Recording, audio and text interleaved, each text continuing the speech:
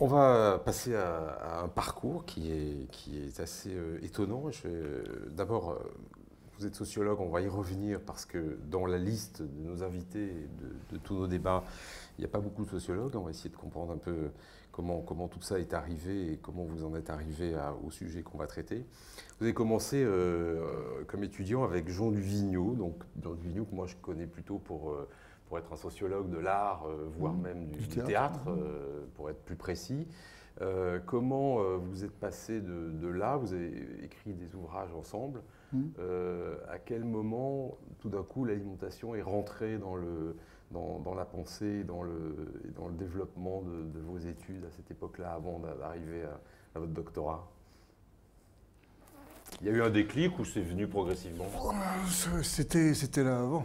C'était avant. C'était là avant. Pour rien vous cacher, enfin, je vais pas raconter ma vie.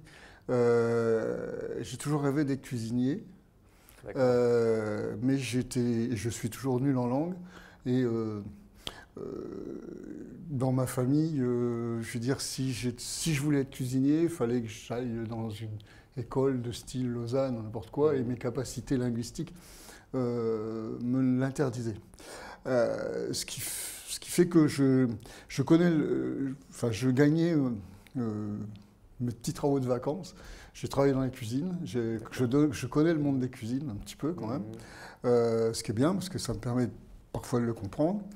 Et j'ai donc fait de la sociologie et bon, j'ai rencontré Duvigneau, ce qui a été une grande chance pour moi, à un moment où Duvigneau donc était effectivement connu comme le sociologue. Il était tout seul à travailler sur le théâtre, hein, pratiquement, donc c'est quand même sa thèse a fait longtemps référence, et je pense qu'elle peut encore continuer de le faire.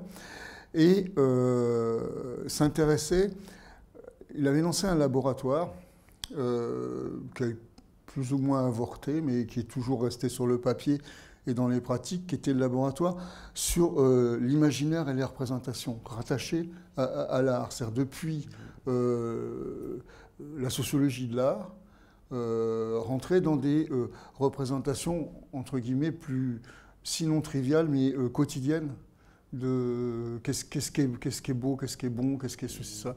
Et donc, c'est sur cette logique-là que j'ai commencé à travailler avec Duvigneau. J'étais encore étudiant avec lui, et qu'on a essayé d'appréhender finalement l'imaginaire des consommateurs. Et comme moi, j'étais toujours fasciné par la cuisine, le discours, les discours des cuisiniers, des producteurs, des consommateurs qui avaient peur, qui n'avaient pas peur, qui dégustent, etc. Dans tous les livres qu'on a pu faire ensemble, vous avez toujours des verbatim concernant le rapport à l'alimentation, qui était mon C'est petit espace. particulièrement du quotidien, Mon en petit fait. espace, mais d'un espace Vraiment, quotidien, c'est pas ou quotidien. dans les rêves, même quand on a fait la banque des rêves, comment on J'imagine. rêve de nourriture, mais pas forcément au sens psychanalytique, comment il y a des représentations de l'acte de consommation, du vol des aliments, des choses comme ça qui peuvent être intéressantes, mais appréhendées d'un point de vue sociologique. Bon. Alors, voilà, je pense avoir à peu près Oui, répondu. et en 91, alors je vais citer le titre du doctorat, parce que du coup, il est évidemment complètement dans le sujet. Essai de reconstruction utopique des formes et des jeux du manger. Donc du manger, déjà, cette forme avec ce verbe qu'on va retrouver évidemment dans tous vos écrits. Forme de la convivialité et de l'ordinaire alimentaire dans les villes et les campagnes du centre de la France depuis 1918 à travers les normes et les manières de table. Donc on a à peu près, dès 1991, déjà ce parcours sur l'alimentation vu par un sociologue. Oui, alors, pour continuer les confidences, le sujet a été déposé en 80. J'ai dû mettre 11 ans à faire ma thèse. Entre-temps, j'avais beaucoup travaillé sur le comité de recherche de l'AISLF avec Léo Moulin Et pour UCF, essayer il faut préciser. Association internationale des sociologues de langue française, donc sur anthropologie et sociologie de l'alimentation. Et puis j'avais déjà fait un certain nombre d'articles, si vous voulez, avant que ma thèse ne soit soutenue. C'est-à-dire que, mais on était, alors, Autre commentaire intéressant sur le mot manger. Duvigneau n'aimait pas et j'ai eu disons une soutenance musclée. Alors, je termine. Une soutenance musclée, il y avait Ansart, il y avait même Léo Moulin qui n'était pas... tous me reprochaient le mot manger qu'ils trouvaient très trivial et très, d'un seul coup, manger, c'était dégoûtant, si vous voulez. Hein, bon. Et c'était très intéressant à ce moment-là de voir comment des sociologues, l'objet alimentaire, c'était l'ethnologie, c'était l'anthropologie. Donc en sociaux, et le eating est quasi intraduisible, c'est manger, quoi. Donc, et vraiment, alors une fois qu'ils avaient lu le manuscrit, ils ont accepté, et l'idée de la filière du manger, groupée avec filière, ça leur convenait à peu près. Mais autrement, le mot manger les dérangeait même beaucoup de personnes. Trop trivial. Ce dessin amène des points positifs et des points négatifs, si j'ai bien compris. Ouais. Allons-y pour les points positifs. Bah, si vous voulez, bon, on peut toujours décliner de façon, je dirais, traditionnelle et universitaire, ce qui est quand même ma compétence. Tout ce qui sont les catégories de l'aliment se pense et reprendre Lévi-Strauss moins bien que ce qu'il aura pu dire ou reprendre ce qu'un certain nombre d'entre nous, sociologues ou anthropologues de l'alimentation, nous avons dit. Donc j'ai pensé que c'était plus amusant de partir de cette image, qui est une image qui doit figurer dans ma thèse, je crois. Donc ça fait au moins 25 ans que je l'ai chez moi, peut-être. Hein.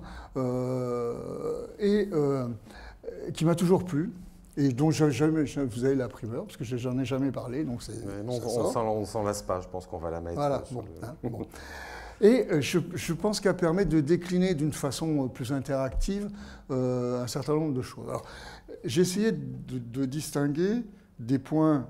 Alors, quand je dis points positifs, je ne devrais pas, je suis sociologue, donc un sociologue ne doit pas juger. Mais là, j'ai plutôt la casquette, disons, de celui qui est partie prenante et militant du repas, du modèle du repas à la française à l'UNESCO, ce qui ne veut pas dire le repas gastronomique, ça ne veut pas dire le repas chic, haut de gamme. Hein, on va y revenir. C'est-à-dire que c'est toute l'ambiguïté sur le gastronomique qu'il faut remettre en cause. Et en même temps, de celui qui... depuis quelques décennies aussi, essaye de faire de l'apprentissage du goût avec les enfants et de faire de l'éducation alimentaire, disons, au sens large du terme. Non pas de l'éducation nutritionnelle, mais de l'éducation alimentaire. Alors, les points positifs sur cette image, bon, d'abord, je trouve que la mimique est extraordinaire, mais ça, mettons-le à part. C'est que le mangeur est aussi un animal, donc il ne faut pas oublier que nous avons des besoins biologiques, on est attiré vers un certain nombre de choses, que sans doute les odeurs de viande réveillent en nous des choses qui ne sont pas forcément du type social, etc. Enfin, de viande qui sont en train de cuire, même si on est végétarien, mais quand même, la côte de bœuf chez le voisin, ça parle, bon, etc. Bon. Alors, soit pour fuir, soit pour... Mais après, nous sommes des animaux, et j'aime bien aussi cette phrase d'un anthropologue américain qui dit quand même l'homme, c'est le seul animal qui est capable de distinguer l'eau bénite de l'eau normale. Bon, que ça, déjà, alors on aurait pu en trouver d'autres, mais on voit bien comment le rapport à l'aliment, c'est plus que ça, parce que quelque part, l'aliment va être porteur de symbolique, va être porteur de récupération sociale, va s'inscrire dans des grilles de lecture qui font qu'on osera le manger, on n'osera pas le manger, à partir du moment où on n'a plus faim. À partir du moment où on n'a plus faim, c'est-à-dire on mange avant. Mais dès qu'on est finalement à un minimum de nourriture, on va commencer à penser et à essayer d'en tirer des solutions.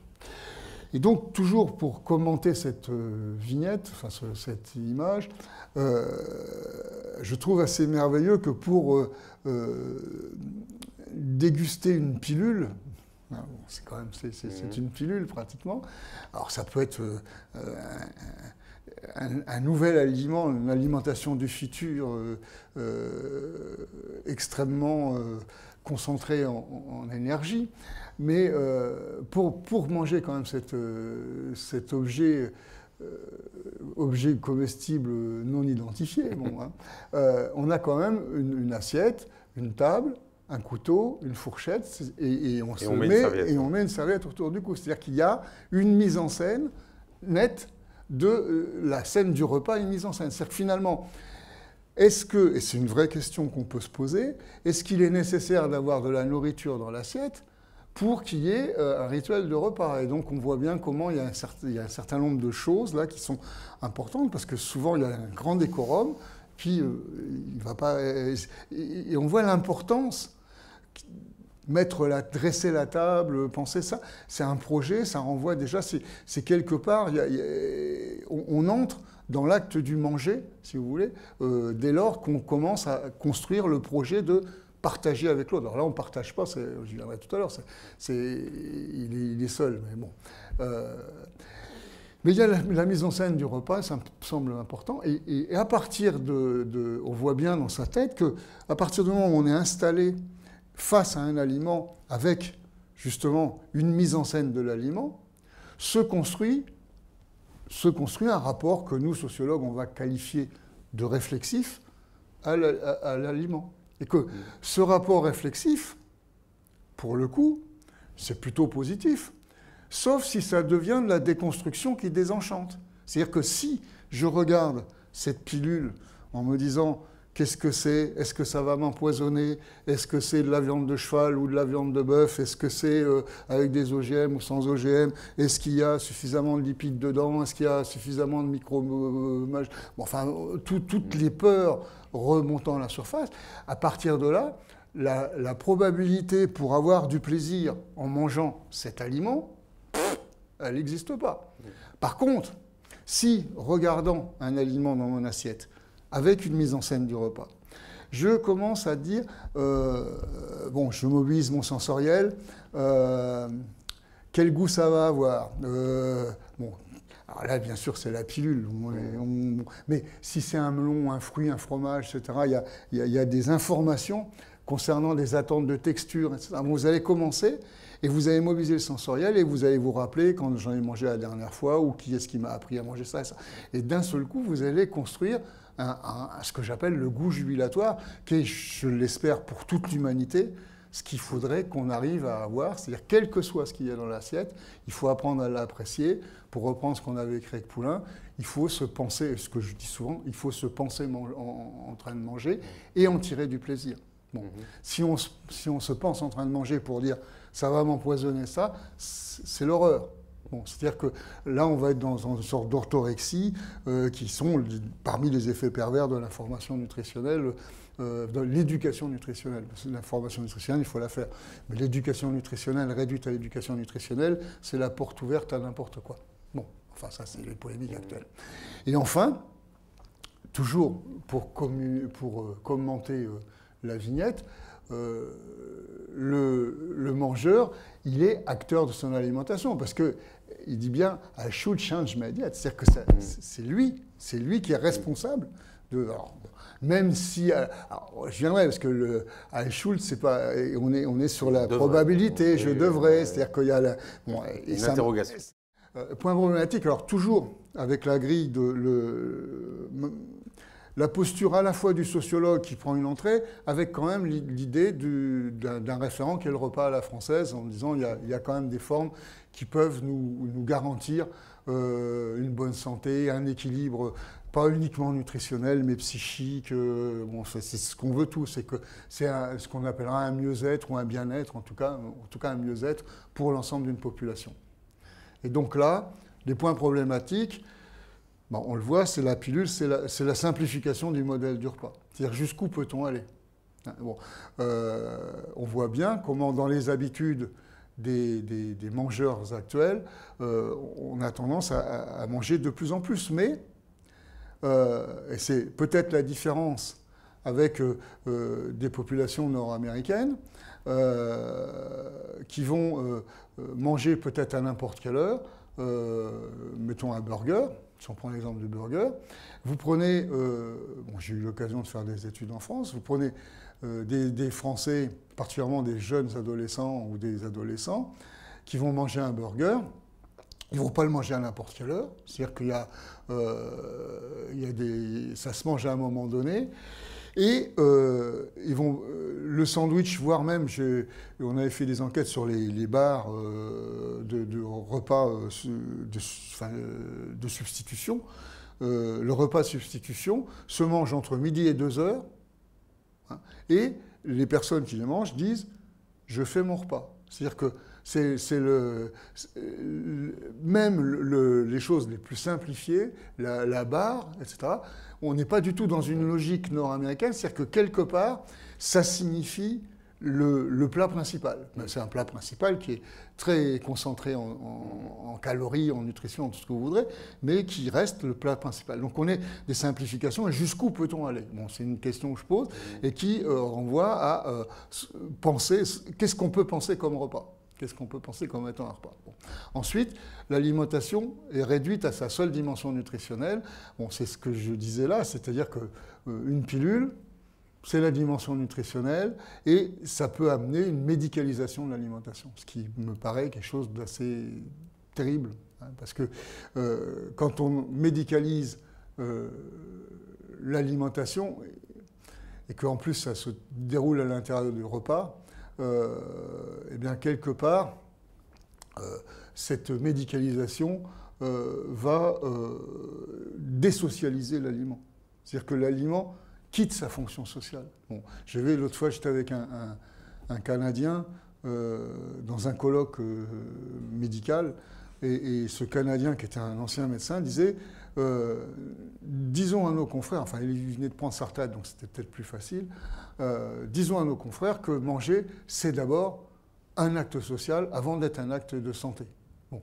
Et que on a oublié, on en a fait un acte de santé, et l'aliment devient la source finalement de presque toutes les pathologies. C'est-à-dire qu'on met entre parenthèses le climat, les choses comme ça. Donc je pense qu'il est important de voir, à partir de cette vignette, le risque d'une alimentation. C'est triste en même temps, c'est triste. Hein. Il n'y a pas de partage. Il est tout seul devant une assiette, il mange son truc, et il n'y a pas de plaisir, parce que, je n'aurai peut-être pas le temps, mais le plaisir, c'est justement tout ce qui va être bon à penser, c'est-à-dire d'avoir qu'est-ce que ça me rappelle, qu'est-ce que ça évoque en moi, en quoi ça va m'inclure dans une histoire ou pas. Alors la lecture possible, c'est une chose qui m'est chère, la dimension ludique, avec en même temps une polysémie du jeu, hein, c'est-à-dire que je pourrais.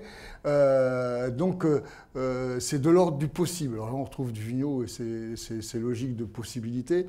Je peux le faire, je ne peux pas le faire. Donc, l'aliment qui est en face de moi, je prends le risque de le manger ou je ne prends pas le risque de le manger. Je choisis ça plutôt que ça. Et je crée quelque part ma liberté. C'est-à-dire que, on le verra, plus on est dans un choix alimentaire, plus quelque part la personne peut être acteur avec toutes les angoisses qui peuvent être liées au fait de choisir. Mais c'est du jeu, tous les sens du terme. On joue, il y a des interactions qui peuvent se passer à table, il y a des prises de risque, je l'ai dit tout à l'heure, il y a des logiques de domination, il y a bien sûr tous les phénomènes d'imitation. C'est-à-dire que j'ai la chance de manger comme mon grand-père, ou j'ai la chance de manger comme mon patron, ou j'ai la chance de manger comme le fermier du coin, enfin peu importe le référent. Mais quelque part, je mange comme, donc je suis détenteur d'un modèle, je suis le garant, et dans le modèle français, on a ça quand même, l'idée d'une sorte de mission qu'il faut absolument, on est les gardiens du temple, hein, il faut qu'on ait tout ça. Toujours au niveau dans la dimension ludique, il y a la miniaturisation, qui me semble-t-il une des grandes tendances que je mettrai, alors qui m'intéresse moi, parce que je mets ça en parallèle avec le jeunisme dans nos sociétés. Bon.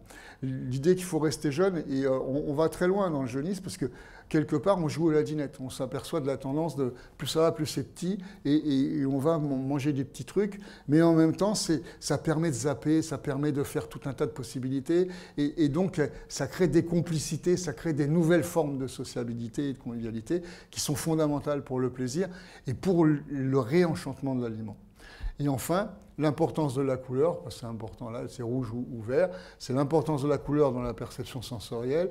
C'est-à-dire que finalement, l'un des premiers rapports à l'aliment, au-delà de l'odeur, ça va être aussi la couleur. En tant que sociologue, ayant une histoire de militant, entre guillemets, du goût et d'un modèle qui n'est pas du tout rigide, cristallisé, mais qui sont des principes justement de type immatériel. On n'a pas insisté suffisamment là-dessus. Le repas à la française, on est dans l'immatériel. C'est-à-dire que c'est le rapport à l'aliment, c'est pas ce qu'on mange. Bon. Donc dans cette logique-là, il faut savoir que partout au monde, dans toutes les régions du monde, même si nous n'en sommes pas conscients, lorsque nous mangeons, nous nous inscrivons dans 3 types de répertoires qui sont ce qu'on appelle le répertoire du comestible, c'est-à-dire est-ce que ceci est de l'ordre du mangeable ou pas de l'ordre du mangeable? Donc est-ce que cette petite pilule qui était dans mon assiette, c'est du comestible ou pas du comestible? Est-ce que mes parents m'ont appris à la manger? Est-ce qu'en le mangeant, je m'inscris dans un groupe, c'est-à-dire au nom de mon groupe, j'ai le droit de le manger, c'est-à-dire que est-ce que c'est pas souillé d'un point de vue religieux, est-ce que c'est pas souillé d'un point de vue magique, etc. Et puis, bien sûr, il n'y a pas que le religieux, on s'aperçoit que des nouvelles catégories arrivent, qui sont, bien sûr, la médecine, je l'ai évoqué tout à l'heure, mais au-delà de la médecine, on a tout ce qui va être les certifications maintenant, et donc le pouvoir du législateur, en disant ça, si on a le droit, ceci, on n'a pas le droit, etc. Donc, qu'est-ce qui va être comestible? Qu'est-ce qu'on décrète comme comestible? Donc là, on est dans qu'est-ce qu'on pense comme comestible? Ça ne veut pas dire qu'est-ce qui est... finalement, ce n'est pas du poison. Mais moi, je vais considérer que c'est du poison. Donc ça, c'est important. Le répertoire du culinaire, comment ça a été cuisiné? Bon, si j'ai décidé que la pomme de terre était comestible, après, je vais la cuisiner, mais comment? Est-ce que je la coupe en bâtonnets? Est-ce que je la coupe en... Enfin, et dans quelle friture est-ce que je vais les mettre? Est-ce que je la fais cuire au four, etc. Et à chaque fois, je vais affirmer une région, une catégorie sociale. On voit comment se créent des préférences alimentaires là, qui vont être essentielles, non pas pour notre santé, mais pour notre équilibre psychique, parce que d'un seul coup, plus on aura affaire à des clientèles qui s'urbanisent, et ce sera sans doute le cas dans toutes les régions du monde, plus il y aura de l'urbanisation et plus il y aura besoin, quelque part, de s'inscrire dans une histoire familiale, régionale, etc. Donc, répertoire du culinaire. Et enfin, le répertoire du gastronomique, qui est... le gastronomique, c'est que je me pense, je le disais tout à l'heure, je me pense en train de manger, j'en tire du plaisir, soit parce que... le plaisir, c'est le fait que, quelque part, je suis le centre du monde. C'est-à-dire que l'ego est flatté. Donc, je suis au restaurant, on s'occupe de moi. C'est Louis XIV, enfin, le modèle on est servi, les gens sont là pour moi. Je théâtralise, on revient à Duvigneau, je théâtralise ma réussite sociale, en tout cas à ce moment-là. Donc, c'est gastronomique. Là, on est plutôt dans le restaurant haut de gamme, en sachant que le routier ou la sortie au fast-food peut être considéré comme festive par certaines catégories sociales, hein, bon, et donc sont de l'ordre de l'exceptionnel, c'est-à-dire c'est le repas exceptionnel, bon, donc il est gastronomique, j'y pense. Deuxième chose qui est le gastronomique au sens affectif, c'est la Madeleine de Proust, ça me rappelle, donc ça me fait plaisir. Et puis bien sûr, gastronomique, je me pense en train de manger, c'est fun, on rigole bien, et c'est tout ce qui est en train de se profiler de plus en plus autour de la street food et de nouvelles offres, du fooding, de la miniaturisation, d'un certain nombre de choses comme ça. Et donc ces 3 répertoires-là, il me semble qu'il faut, pour le coup, les penser. C'est-à-dire que, bien sûr, il faut faire manger l'humanité, mais la faire manger il y a des états d'urgence où on va donner des protéines ou n'importe quoi le plus rapidement possible. Mais après, si on veut un équilibre psychique et des gens plutôt bien dans leur corps et dans leur tête, je pense qu'il est nécessaire que ces 3 répertoires-là, prenant des formes multiples dans des cultures totalement différentes, puissent être respectés et qu'on éduque les gens à manger en connaissant ces 3 répertoires.